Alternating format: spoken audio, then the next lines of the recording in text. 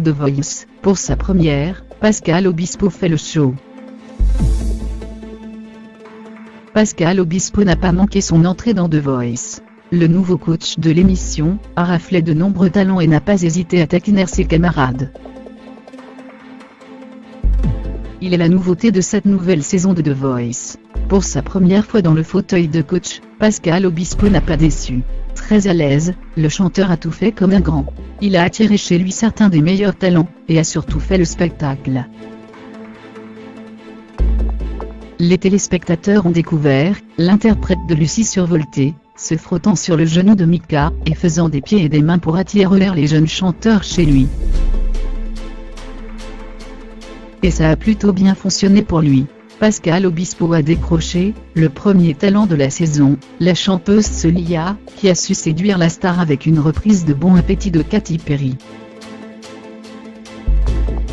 Il a ensuite été choisi par la très talentueuse Echo, qui a tiré des larmes aux 4 coachs avec son interprétation de l'iPhone Mars de David Bowie.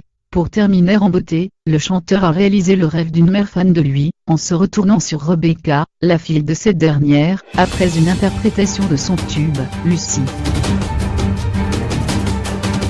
Les anciens n'étaient pas en reste. Chez Mika, c'est toujours l'originalité qui prime, avec notamment Andrea Dury, une colombienne survoltée, ou encore le duo électro-cri. Zazie a fait une entorse à sa règle de ne choisir que des chanteurs barbus, si on ne compte pas le timide Aurélien.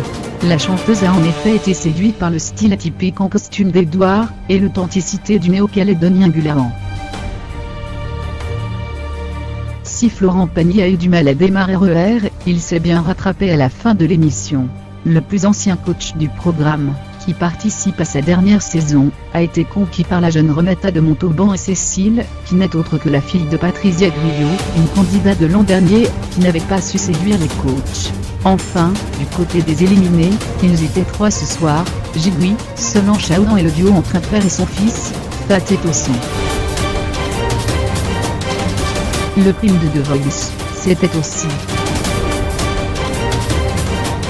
un hommage à Johnny Hallyday, puisque la reprise de son tube, Quelque chose de Tennessee, promise par Florent Pagny et Zazie, n'a pas été diffusée ce soir, ou alors dans une dimension parallèle, mais on n'est pas au courant, du coup. Un Mika toujours aussi déjanté, mon grand-père disait toujours, il faut faire attention aux gens avec les chaussures rouges. Des candidats très éclectiques. On est passé de l'exubérant Andrea Dury à Edouard, qui s'excusait presque d'exiter dans son costume 3 pièces. Les confidences de Pascal Obispo sur la vie amoureuse de sa copine Zazie, en général t'es plutôt grand barbu, Jean déchiré. Les astuces du vieux loup de mer Florent Pagny, toujours prêt à expliquer au petit nouveau Pascal Obispo, le fonctionnement de l'émission, tu regardes le sol, dès que tu vois le nom c'est qu'on s'est retourné. Le compliment du jour, par Pascal Obispo. Tu es un extraterrestre des émotions. Le loupé du jour, par Zazie.